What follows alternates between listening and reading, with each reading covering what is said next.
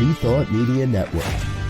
We are a global broadcast network of positive music, media, and entertainment, inspiring humanity's evolution along the journey of enlightenment and creating a world of love, peace, empowerment, and prosperity for all. New Thought Media Network. Positively inspiring.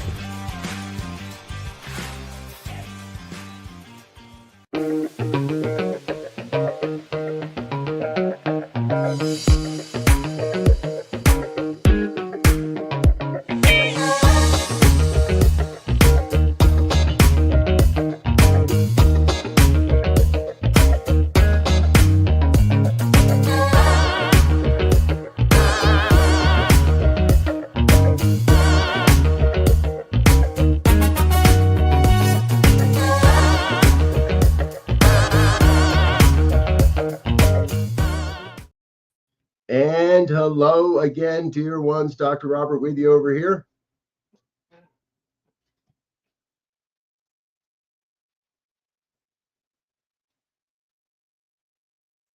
And Z, you appear to be frozen on my side.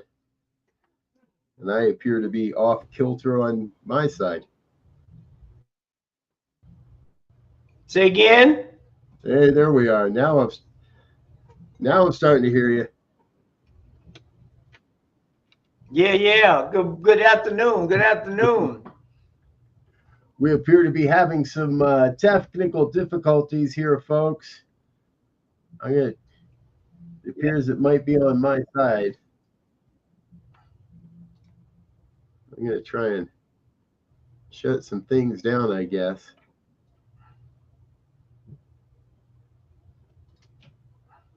You connected with me yet? 5x5 now, I think. Okay. All right. Good afternoon, everyone. We're here. It's a Tuesday. Communications have been an interesting experience over the past week. Yeah, Z and I have been sitting in the back reading room, talking and chatting and talking about this and that, the other thing. And kind of like, what do we want to talk about today? And I've got these ideas and I've got those ideas, and okay, and really, in a lot of ways, I think a lot of it comes down to communication has been interesting in the past week. Yeah,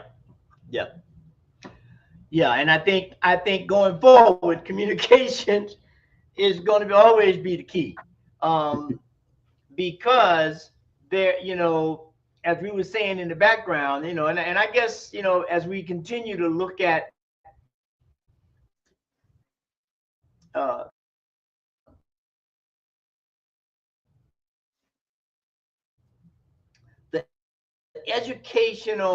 the spiritual education for the country after the election, how do we navigate that? How do we begin to communicate so that everyone is informed to make good decisions? And President-elect has started naming cabinet, Secretary of State, ambassador to the UN, Homeland Security, the security czar. He's got a bunch of folk out there, and as we were saying before we jumped in, I would suggest that everyone goes out and do a little background check. Not till you get nauseated by it, but have a viewpoint of where this person's coming from. So when they start communicating their policies, it don't catch you by surprise. Yes. Yes. And there is that part of me, I have to be honest, there is that part of me that doesn't want to have to go there already. That wants kind of a bit more time to and as I was sharing in the back office, part of it is it feels like he is so untrustworthy that, to me, until the ink is on the paper, and even after that, it might not be real and it might not be true. So I agree with you. To be informed is imperative. To have an idea of what it appears we're up against, if we want to make it up against it, right? To appear, to get an idea, but not to get lost in it, Yep. not to get so far into the deep end of, oh, how horrible, and oh, what a scoundrelly cast of characters. We did that with Steve Bannon and his ilk and such, and I don't think it moves us forward. And right now, I think the biggest thing is we need a movement that moves us forward. Yeah. Yeah. And as my dad would always say, he'd always say, keep your hat close at hand just in case you needed to step out. So, get your hat close at hand. So if you need to step out, you can step out. I'll be back. See it. I'm out. But Well, and go ahead. well, I was gonna say, and I want to bring all of this in not just a gripe session of, because I said this recently too. I saw this and I forget where, that everybody is going to try to make meaning out of this experience based on their pet project, based on the thing that they thought was wrong going in, is what made it so that it didn't work out in the end, and not paying enough attention to that. And I'm hearing, we've seen 2 videos by Sharif Abdullah this past week, which is a little more often than we normally hear from him. And I'm seeing some things that recognize the fact, what if we are in the midst of the complete meltdown, and the caterpillar is wrapping up in a chrysalis and getting ready to turn to goo. And we've got to let go of some pretty major systems. And I'm going to blame this thought on you, because you turned me onto this book. You've been teasing it for a few weeks now, and I finally decided to order a copy and dug into it. And is that, I just want to explore that in a mind, in that game of consciousness. Yeah. We are in the midst of the true meltdown, and we've got to let go of a lot of the systems that are operating right now. It's really interesting. I don't know why Facebook or YouTube gave me this, but YouTube gave me some recommendations on videos of people that are documenting what they say is the downfall of the car dealership model. And the dealerships in America right now are so overloaded with overpriced vehicles, specifically Ford, Jeep, Ram, and others, that are so overloaded with overpriced vehicles, they're never going to be able to dig out. And the entire franchise market in new cars is about to implode and dissolve and go poof. Well, here is, and that's a very good point. And when we look at it from a spiritual perspective, in terms of what churches, synagogues, mosques, temples are offering to the people, and what the people are asking for, on the other hand, appear to be off-centered in all spaces, right? and we know the alchemical ancient Egyptian mantra, as above, so below, as within, so without. And Right. so we're in this place right now where we're definitely in a transitional point, right? There's a verse in the Quran that says, how often has something that you thought was good turned out to be bad? And how often have you thought about something that was bad that turned out to be good? Right? Because the sway of the divine is the sway of the divine. And I don't care what kind of tools you have of looking into the future, if you say so. The divine is in control, and there's those last minute quantum changes that throws everything out of whack. And so the question becomes, I think, are we, is exactly what that book asked the magnanimous question: who do you choose to be? Right? Who do you choose to be? Who are you becoming? What are you going to do to accentuate the paramount thing that is present on this planet, and that is life itself? And so we understand that life is a process of birth and death, so that life itself is never gonna disappear. But the birth and death cycle within that will transform, which is what you're saying with the butterfly and caterpillar, happens consistently and constantly throughout life. And so we're in one of those chrysalis moments right now. I do believe that, and we need to be real clear about who we choose to be. Yeah. Exactly. So, folks, if you're just tuning in, if you're wondering what you've tuned into, what you found yourself getting into, we're talking about who do we choose to be by Margaret Wheatley, facing reality, claiming leadership, and restoring sanity. I'm still in the facing reality stage of the book, and it's not an easy pill to swallow. If you look at, and her argument is quite clear that we have reached an age of human decadence where, by all calculations, our civilization should be ending. Now, the good news is there's pretty much the promise of something new being born out of that. But I'm finding it interesting how many places and not like we haven't heard this analogy in New Thought for decades. Since the day I walked in the door, somebody's been talking about imaginal cells and the transformation, and the caterpillar has to get to a point where it can't. It's so gorged itself in decadence that it can't do anything else except explode into goo.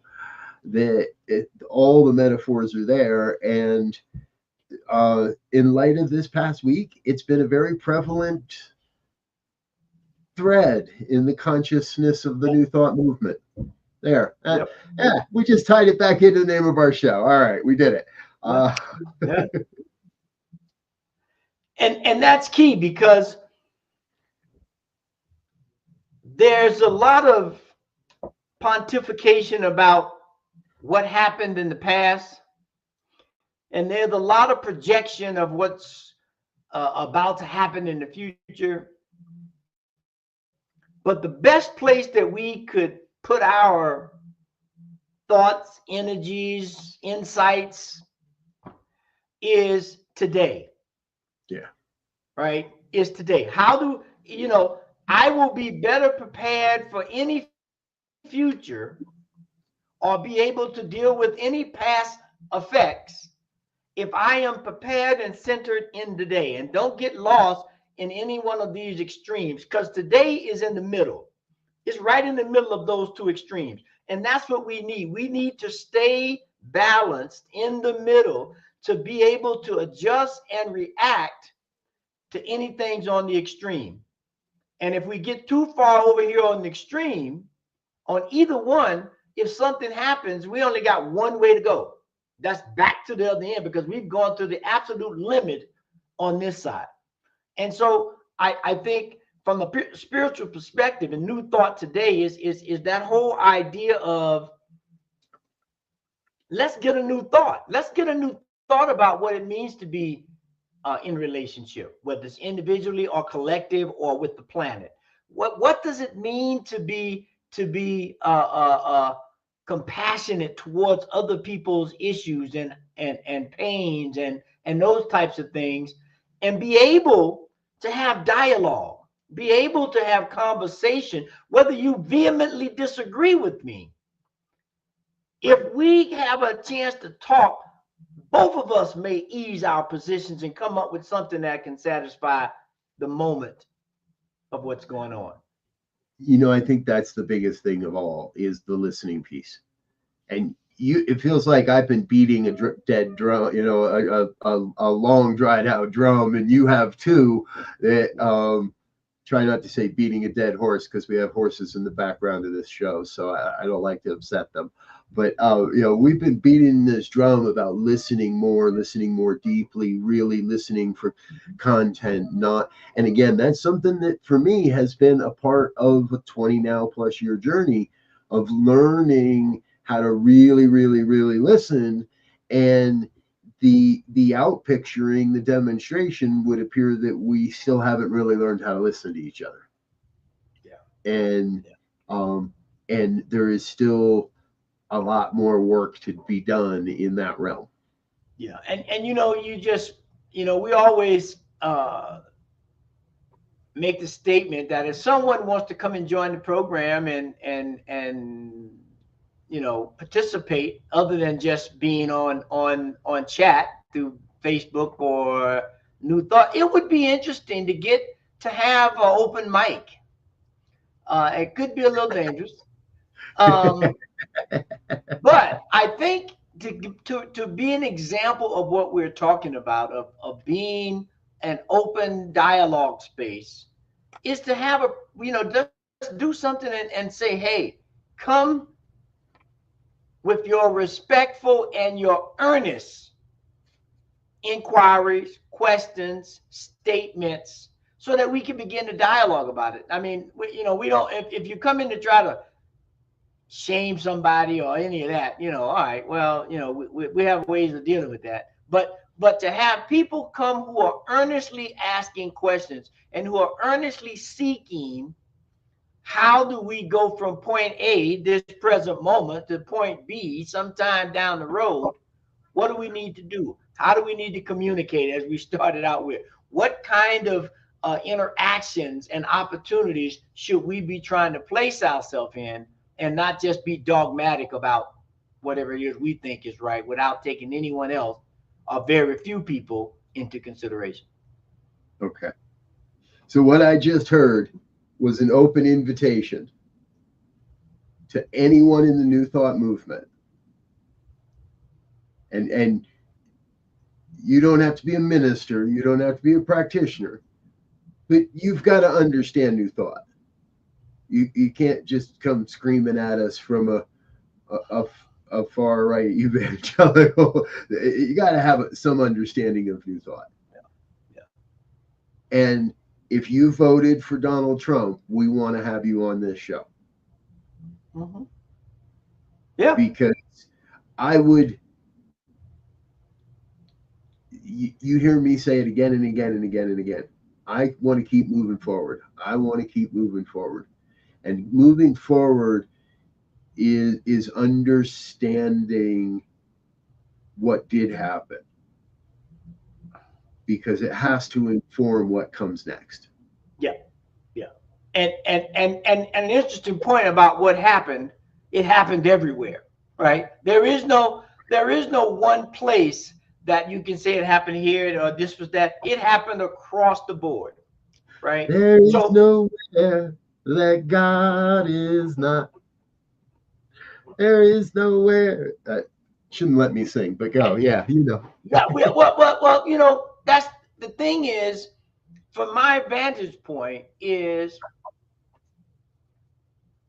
as I said before, there's a verse in the Quran that says, how often has a good thing turned out to be bad, and how often has a bad thing turned out to be good? If you don't explore it, you won't know, right? I'm sure we all in our personal lives have had some things. We did something, we thought it was the right thing to do, and it turned out, boy, that was the absolute worst thing to do. And I'm sure that we found ourselves in a pickle and said, oh, this is bad. And it turned out to be one of the best things that ever happened to us.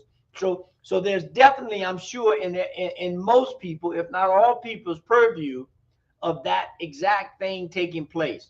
And so the only way you get to understand that that's true or not is through this dialogue, contemplative, engaging activity called communication and I'll say debate. Debate has a bad word now. We got to find another synonym for that one. Um, but but but this idea of exchanging ideas and viewpoints so that everybody walks away, even if you don't make a decision or change your mind in that moment, you walk away with some nuggets that said, I got to look at this maybe a different vantage point now. Right. That would appear to be the spiritually mature way to go about it.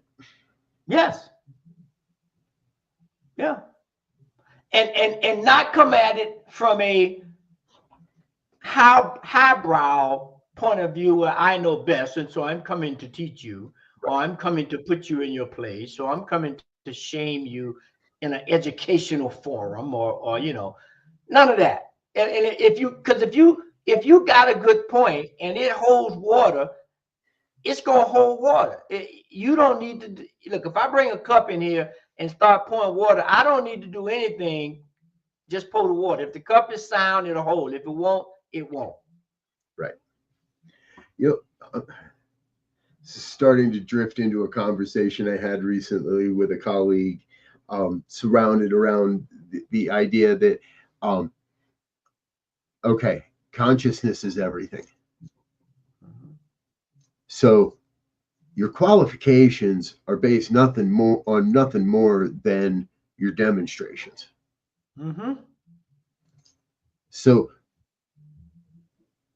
anything, so any of the various titles we give ourselves, any of the various distinctions we give ourselves are more, from my perspective, more about commitment to the art and the craft of New Thought ministry. And in this, and there is a movement towards this great coming together across all the various organizations that I think we're coming to a greater point of it really doesn't matter what initials you have before or after your name if the work is sound. If you're doing the good work, if you're committed to the cause, if you are committed to, and I think of, and I know she wouldn't mind me saying this, our dear Dr. Tracy Brown. Tracy is a practitioner with Centers for Spiritual Living, would make an amazing, in my opinion, spiritual leader of the organization, and would never be qualified with the parameters that are in place at the moment to hold that position. And to me, in many ways, that organization is missing out on having a leader of her caliber available and or willing to serve. But it's out of bounds. It can't ever happen. And I think what we're seeing is a movement within the movement towards being more accepting of each other's credentials, being accepting of each other's backgrounds, being accepting of each other's experiences to how we got to where we are. Yeah. Well, and you know, there's the poem that I learned many moons ago that is the mantra for me, and it's called The Sermons We See.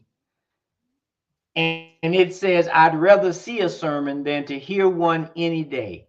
I'd rather one to walk with me than just to show the way. The eye is a better pupil and more willing than the ear. Advice may be misleading, but examples are always clear. So these titles and stuff, and you and I have had this conversation. I don't like them because they all come with baggage. And so when someone hears the name reverend or doctor or nurse practitioner or healer or visionary or psychic, they come with baggage that already taints the energy of the conversation, of the interaction, of the encounter, because there's some expectations, there's some preconceived notions about what comes along with those titles. Right. I'm just Elzia Sekou. And when I come to share my experience from my life point of view. And that's all I got. Now you can call me whatever you want, but I can't give you no more than that.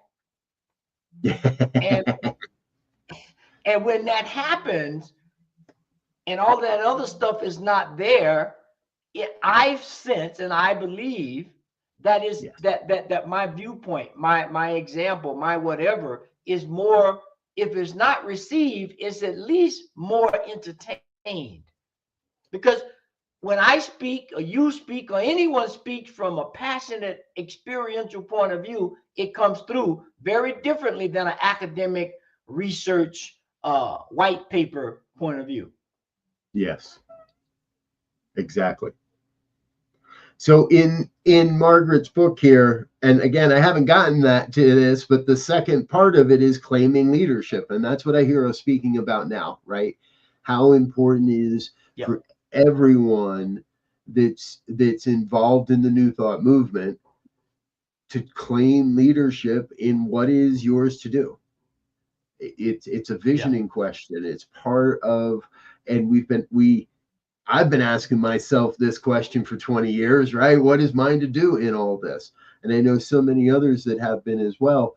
And it sounds cliche in the moment, but are we not the ones we've been waiting for? Let's get our asses in gear and get to work and on claiming who we really are. Who do we choose to be? Do we choose to be leaders in the public dialogue, in societal dialogue, in the dialogue of the messiness of cultural change, or do we choose to just sit back and hope and prayer and sit on our thumbs and gaze at our navels while society goes through a very natural dissolving and metamorphosis?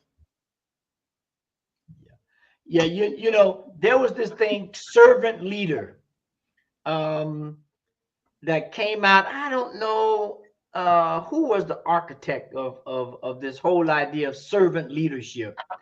But I think we need that more today than any other time, you know, because along with that came this idea where anyone could be a leader at any time, right? And you can lead from the back just as much as you could lead from the front. And that through servant leadership, the prioritizing of meeting the needs of the people is what's paramount. And as we look at leadership today, I'm not sure if that's what's happening. I mean, I don't know. I'm not even going to speak to it. It doesn't seem like a lot of the people that are in leadership are looking to be in service as much as they are looking to be in power or be in position or be in, you know, in those kinds of circles, as opposed to saying, I'm here to provide some insight, some knowledge, and some vision into where we say we want to go. And I'm willing to roll up my sleeves and get busy in addition to leading. It's and Robert Greenleaf, by the way, the originator of the idea of servant-based leadership and servant leadership, and that's according to Wikipedia at least. So I trust that's what it is. And I do think that the times call for a new form of leadership. And I want to give a quick shout out to our friend Victoria. Hello, dear Victoria. I'm not sure if there's a clear understanding what CSL's leadership is charged to do. Yes. That's another can of worms I don't know that I really want to open here on here today. But I do question. I sometimes have that same question, and I think that's important moving forward. For all of us, that in an ever-changing world, as much as everybody uses that phrase, in an ever-changing world, we have to be prepared to step into the fray, into the experience. Let's go to Brene Brown, into the arena, and be willing to get dusty and dirty, but we're creating something new. We're creating the what's next of this philosophy, I believe. And when I went and I wanted to be real clear about servant leadership, in terms of succinctly saying what it is, because I think it's needed now more than any other time. And it says servant leadership refers to a leadership style where the leader prioritizes serving the needs of the team members or the stakeholders or the community above their own, focusing on empowering individuals and fostering a collaborative environment rather than exerting power or control, putting the needs of others first, and leading by example. Yes.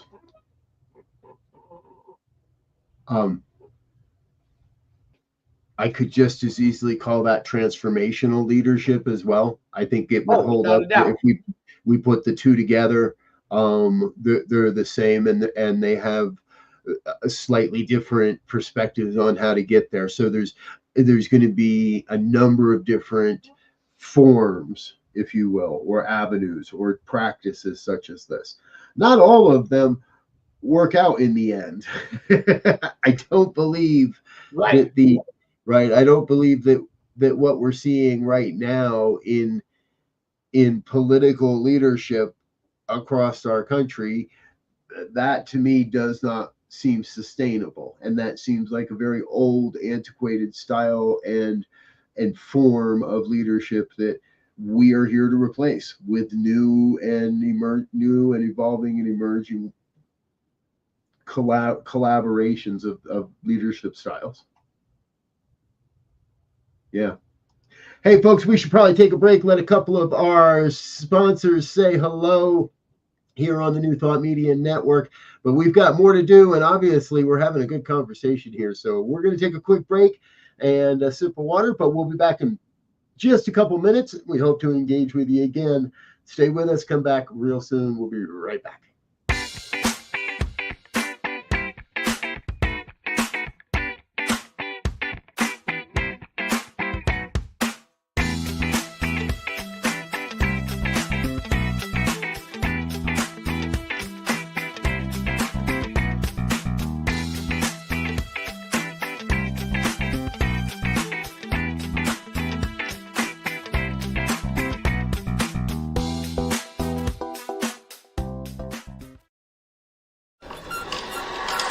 You know, I've been thinking, this volunteer dinner deserves a standout video, something with real impact. But hiring a big production team for just one video? The cost would be huge. I get it. But have you thought about New Thought Media Network? They do amazing work beyond just broadcast programming on YouTube. They actually specialize in high-quality, one-off productions for events like ours. And I heard they're super affordable. Really? I didn't realize they did that. So they focus on quality without the premium price tag. Exactly. Plus, Dr. Robert runs the whole thing, and he's all about making great media accessible. We could get the professional look we need without going overboard on costs. This sounds perfect. Let's get in touch with Dr. Robert and see if they can work their magic for us.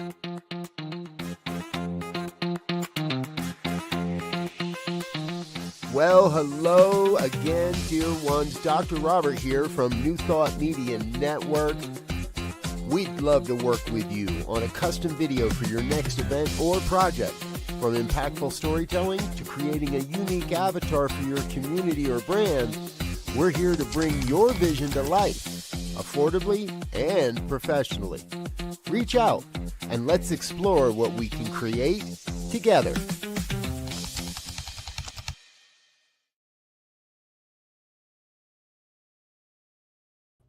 And we're back with more of New Thought today here on the New Thought Media Network.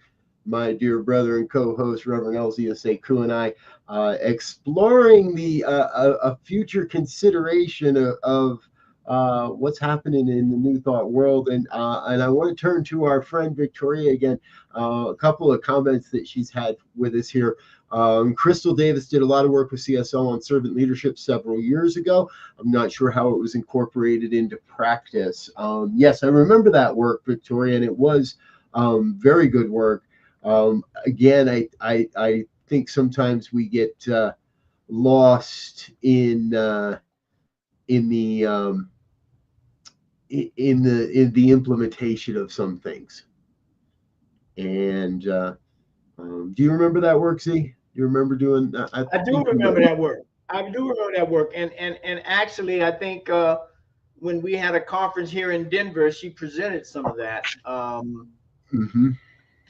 And and again, I mean, it speaks to this idea, I believe, of how do we begin to look at the requests and, as we see it, the needs of the people, and begin to work together, including those who see it our way and those who don't see it our way, if you will, to begin to work at it, to begin to create this something we've heard a lot of recently, this coalition, this working body that's looking to uh, supply or create an environment where everyone's needs or at least acknowledged. Now, we can't do everything at one point, but if I acknowledge it and I can show that I'm working toward it, or it's on the plate or whatever, I'm going to get more genuine dialogue and everything else. And that's what we need right now. And who knows? We'll see where we're headed. Right now, we just know we're going on a journey, and everybody's packing their bags. You know, I need this sweater, I need these hiking boots, or I need this little gas stove because I get stuck out there. I need to be able to cook some water or whatever, or boil some water, rather. And so then when we get out there, we'll determine if we put too much in the pack or not enough in the pack, and then we'll have to start improvising. Yes. I think there are people improvising already. Let's and I wanted to share this also with Victoria. As I understand it, New Thought is accepted and formalized as a denomination. According to the Parliament of the World's Religions, yes. New Thought is an official, and they wouldn't call it a denomination. They don't use the term denomination in that regard.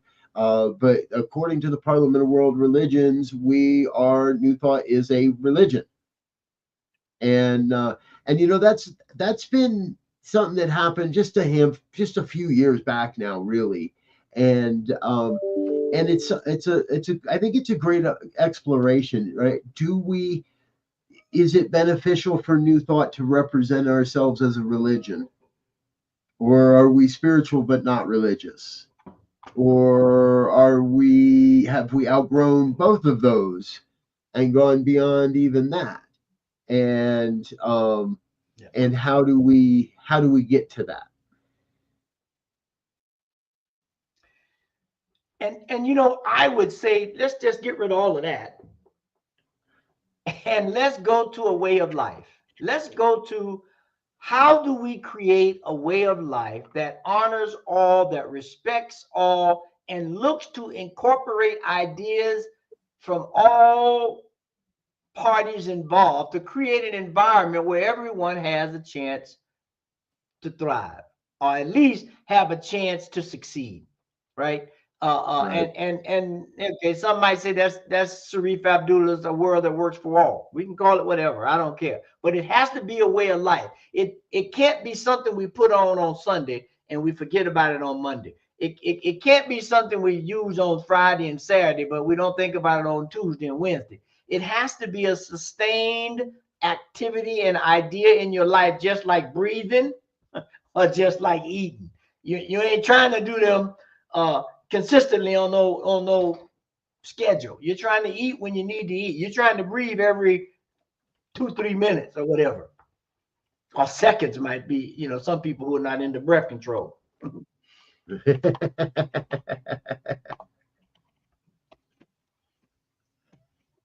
Right on. So all right. So let's stay a little with our theme here today. But who do we choose to be, right? Step one is facing that reality of this is where we are, this is what is. And what do we want to do about it? Step 2 is Yeah. claim our individual leadership in whatever arena that might be. And that third step is what she refers to as restoring sanity. Mm-hmm.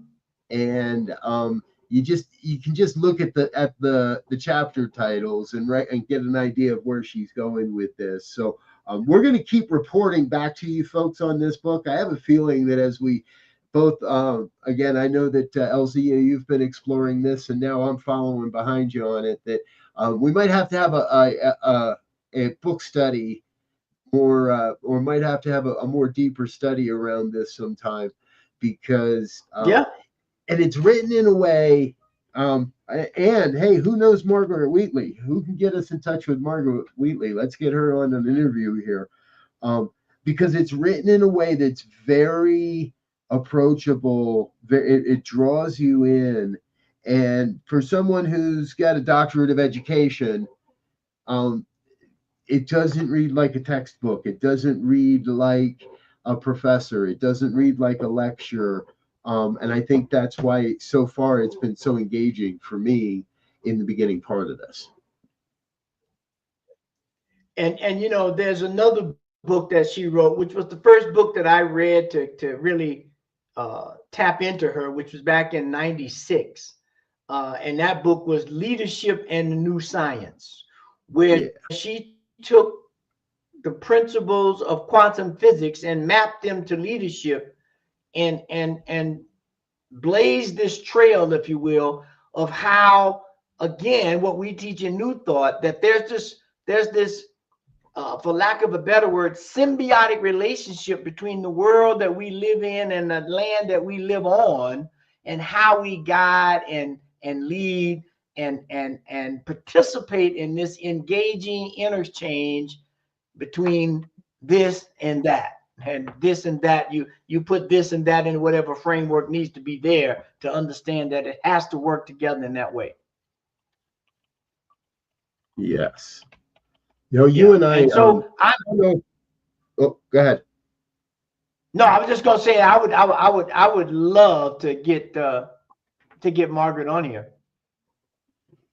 Yeah, that would be a lot of fun. That would be a lot of fun. Victoria, I'm not sure which Facebook page you're on, and if you did not get the name of the book as a comment, just come back to you. It is Who Do We Choose to Be by Margaret Wheatley. Hold it up here for you. Who Do We Choose to Be? Facing Reality, Claiming Leadership, Restoring Sanity. And I don't know if my first experience with Margaret Wheatley's work was Leadership in the New Science. I don't know if that was, and that was during ministerial school. I know we were in that class together, but I don't know if that was your first experience with her work. But it, for me, it absolutely shifted the way I look at how do we navigate the journey of leadership, specifically in New Thought communities. And that must have been way back in like 2010 or something that for me. So it's a good book so far. I'm enjoying it so far. Yeah. It's interesting. I read, like I said, I read that book back in like 1996, and as it would be, I was on a recruiting trip, and at the time the CEO of JP Morgan, who was not Jamie Dimon, Sandy, I forget his name right now. Me and another colleague were down. He was at my alma mater speaking, and he said, don't worry about that ticket y'all got. Just fly back home with me. And I gave him the book because we were just chatting before he got into his thing. And I said, oh, yeah, here's a book. You should read this. Check it out. So I don't know if you ever read it or not. So back and when you think about this book that she had, I think that it had just come out, Leadership in the New Science. I think that was around the time it came out. And when you think about now, we're almost 20 years away from that book coming out. Oh, right? 25. In 2 more years, it'll be 2026. 2 more years will be 30. So yeah, Yeah, 28 years. next year, really. Yeah. And so it's going to be interesting to go back and read that. I'm going to go find it on my bookshelf because and I'm gonna look at what was stated that was real, if you will, and how can we reconstitute it? You know, you usually have that reconstituted milk. You take the powdered milk and you pour water on it and you reconstitute it and it come back to milk. So I want to go see what I can do to reconstitute some of them ideas. There you go. Right on. You know, it's when we frame it in those regards, right? You, I, in our own ways, have been in the study of leadership in human development most of our lives, at least the majority of each of our lives that we know we can trace back. And I love that we get to explore all of these things in light of what we know, but also in light of what is. And yeah, there's a part of me that went, yeah, that's a great idea. No, I don't need any more work. Okay, do me a favor, report back once you figure it out. So, you know, if you do that, please take notes and report back to me on that, because I'd love to hear what you come up with, because I imagine there are things that did and things where maybe she missed the mark, maybe where, or something that she didn't quite see move the needle in some direction or something to that effect over a lifetime of work, 30 years since the inception of some of these ideas in that form. We can always learn from what worked to support us in moving forward to do more good work.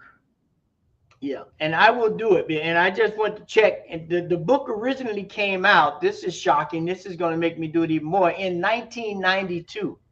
So we're talking 30 plus years ago. This book came out. 32, yeah, 32, maybe 33, somewhere in there.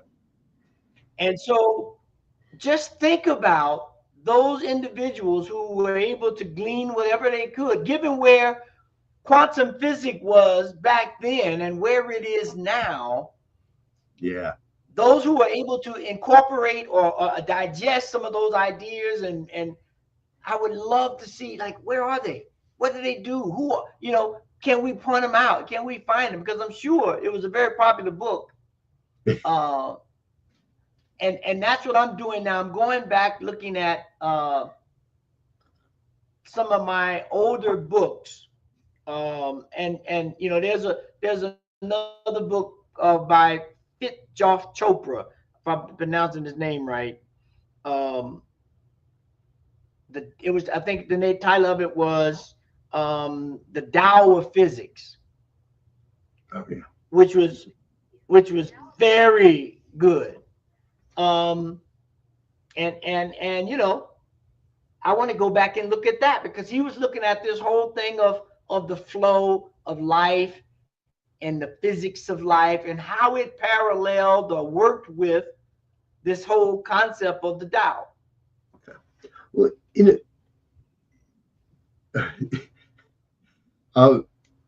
I have a new inside joke with my wife and with a few others. And it's part of a skit that I've been doing with the affiliated New Thought Network for a couple of years now at their retreat. And the line is, there is one. Right? Every conversation we want to have comes back down to that point of there is one. There is one truth. There is one truth that is revealing itself through all of this, and we're all interpreting it through our own lived experience and our own lenses and our own hobby horses. Right? There is one self-existent cause. It is taking on form. It is abandoning that form so it can take on new form. It's taking on experience and abandoning, completing those experiences. Abandoning doesn't have to be a bad thing. Completing those experiences in order to take on the new. And it's all showing up in all these various ways. So all we have to do is latch on to the ones that make sense for us and not be too concerned with the ones that don't. But at the same time, be doing the work that shows up in that regard. Well, and we know. See, this is what happens when we begin to look at the Tao of physics and the new thought leadership under science. We know everything is not for everybody. We know that, right? For many different reasons and under many different circumstances. So I don't try to give someone who suffers from, just using this as an example, hypertension. I don't give them a bunch of salt, right? Someone who doesn't have hypertension, they may be able to eat a lot more salt, right? And the effects will be minimal. So we have to begin to really, I made mention of this, and I'm going to, it's my newest mantra, and I added to it. The sacred scripture of the universe is 20 billion years old. That's how long we estimate the universe has been in existence. And then if we said, oh, well, that was cosmic dust. Okay, fine. Let's take it down to life on this planet. They estimate that to be 3.8 billion years ago. So we have a sacred text that is 3.8 billion years old that has been doing what it's doing, evolving, reconstituting, and representing itself over and over again for 3.8 billion years. Now, our societies have only been around a blink of an eye in relationship to that. When are we going to pay attention and start reading the scripture?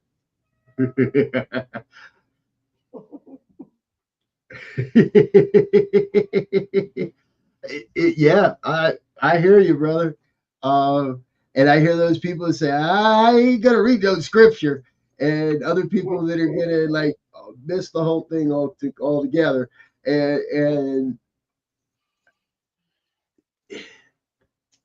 it brings up the question, are we truly, as humans, are we truly destined to save humanity from itself? Or have we passed that point of no return where, like countless civilizations before us, Marianne Williamson said it great this week. She had a meme that came out that said we're witnessing both the burning of Rome, or the destruction of Rome, and witnessing the birth of a new way of being. We're witnessing the both and in this moment. And which is, that is the nature of an evolving universe, right? That is the nature of something that is becoming, right? You think about the birth of a child. That is a process of becoming. It became from a thought, or an excitement, or an attraction, or all of the above, plus those that we don't know.